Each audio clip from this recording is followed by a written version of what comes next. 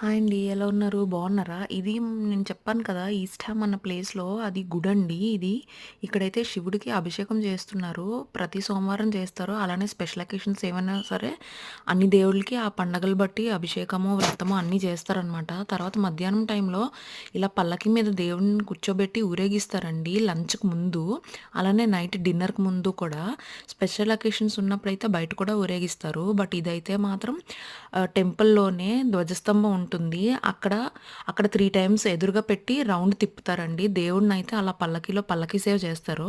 చాలామంది వెయిట్ చేస్తుంటారు ఈ పల్లకీ సేవ చూడడానికి అండ్ చేయడానికి కూడా వాలంటీర్స్ ఉంటారు. ఎవరినైనా సరే పట్టుకొనిస్తారు. కొంచెం ఇండియాలో ఉన్నట్టే అనిపిస్తదండి.